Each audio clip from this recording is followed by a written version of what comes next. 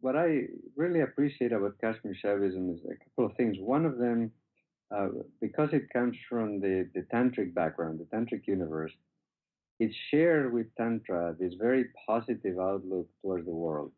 That makes Tantra different from the traditional approaches to yoga. That in traditional approaches, uh, things like the body, the aspects of being embodied, things like desire or the senses or money or so many of these dimensions of our day-to-day life, they were seen as an obstacle to higher awareness, and therefore the yogis were always um, the pursuit of renunciation, of moving away from these elements. Kashmir Shaivism completely shares the tantric view that the problem is not in these aspects of our life in and of itself. The issue lies in the awareness with which we engage them. And that's a crucial difference. There's nothing wrong, for example, fundamentally in money. Contrary to what many people feel, money is neither good nor bad. It's just power. That's all. So it depends on the degree of awareness. It depends on the inner stance with which I'm relating to it. So Kashmir Shaivism has the same positive outlook on embodied life, and I think that makes it very, very, very relevant. And the other factor about Kashmir Shaivism that makes it um, very modern and very relevant is that it was developed, for the most part, it was developed by householders. And so, in that regard, all the different techniques of transcendence, as I've been referring to them today, they were developed in the middle of the same types of issues that we all have to face, right? So, because of that, I think that it doesn't, it's not asking us to renounce everything and to go to the mountaintop or the cave or the jungle, which, 99.9% of us are not going to do that. Instead, it teaches us how to deal with the everyday life in such a way that instead of being an obstacle, it becomes a path to transcendence. So those are the features, some of the features that I love about this tradition of Kashmir Shaivism, and I think it really has a lot to tell us in our modern world. One of the features that I also love about Kashmir Shaivism is that the way it looks at practice starts with an understanding of the nature of consciousness. It's a very, very detailed and deep analysis of the nature of consciousness. And it identifies primarily three potentials, or as they call Shaktis in Sanskrit, which describe the innermost nature of consciousness. One of those potentials is that of will.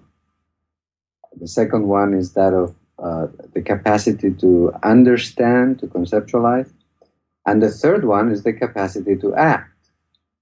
And so based on those intrinsic faculties of consciousness, Kashmir Shaivism organizes a whole array of practices, of techniques that cover the entire range of possibilities of what consciousness can do, from things that were rather practices where we employ our body. For example, very old practice of karma yoga or service, the practices of pranayama or working with the breath, the practice of asana.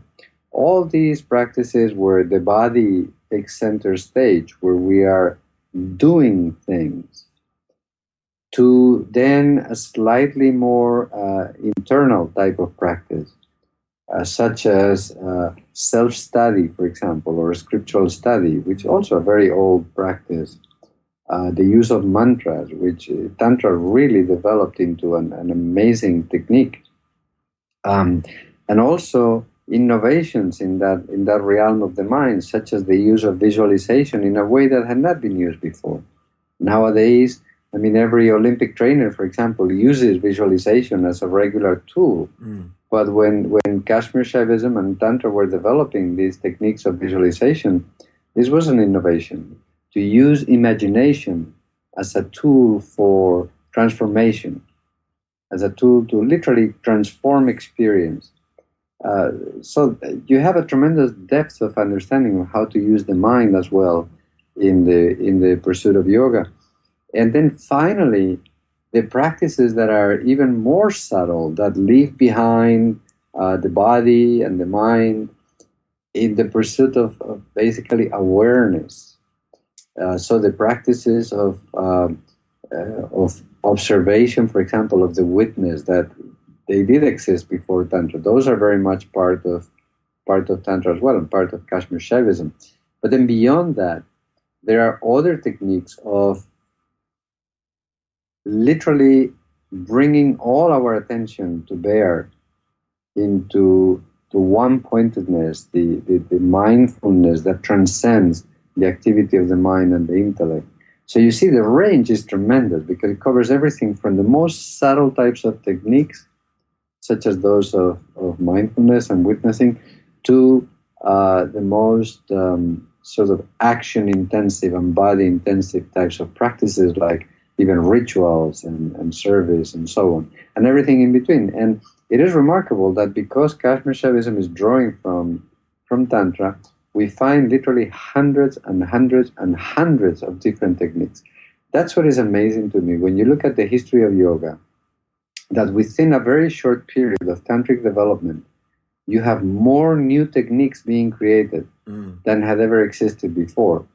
And then there's like this literal explosion, this mushrooming in the number of techniques that become available, and they literally number in the hundreds, if not the thousands. So that's quite something. In the ultimate analysis, for more than one single reality. But at the same time, of course, Kashmir Shaivism doesn't deny the fact that in this realm, in the empirical, in the practical, the manifest realm, duality is what makes everything go round. We cannot exist without the pairs of opposites. You cannot have night without day, and you cannot have high without low, and vice versa. And so, again, what Kashmir Shaivism does is it takes the current state of duality and accepts it, but then it seeks the transcendence of that duality in all the different aspects of that duality itself. And that's why, from the viewpoint of Tantra, the stance is quite radical, because Tantra doesn't see anything as intrinsically good or bad. Everything just is.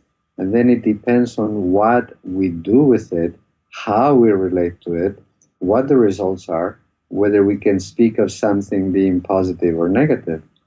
But the positive or negative doesn't belong to the intrinsic nature of any of the features of the dual world.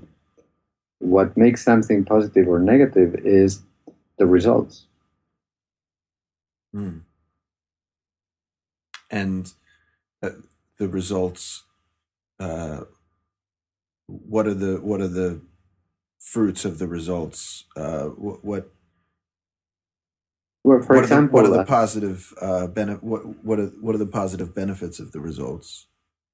For example, there was an example that I remember reading from Swami Shivananda of Rishikesh, and he said something that has stuck with me. He said, well, if you look at the act of cutting somebody's belly open with a knife, if that is in the context of somebody attacking another person and harming them, that's a really horrible action. But if that cutting is happening in the context of a surgeon who is operating on a patient, then it is a very good action. It's for the sake of healing somebody. And I find that a good example. It is not the action itself, really, but the result. Because, for example, an action that is apparently bad may result in good. You can see, for example, ideally, a system of justice would do that, would serve a purpose. Punishment would serve the purpose of overall improving society, and ideally, even the person that has committed the transgression. So the act of punishing by itself may be seen as negative, but in a larger context, if it is serving a good purpose for society, or even for the rehabilitation and of that person, the healing of that person, then it has to be seen as ultimately positive. So it is very radical in that sense, that it sort of relativizes a little bit the ethical evaluations that we make of things. But on the other hand, I think the very constructive side of this view is that it makes us very responsible of how we live and how we use the various elements of life. Same thing I was saying earlier about money, for example. So many people tend to see money as inherently bad. But if you look at it, really, that doesn't make any sense. It depends. Some people do wonderful things with money, and some people don't. So it just depends on how it's used.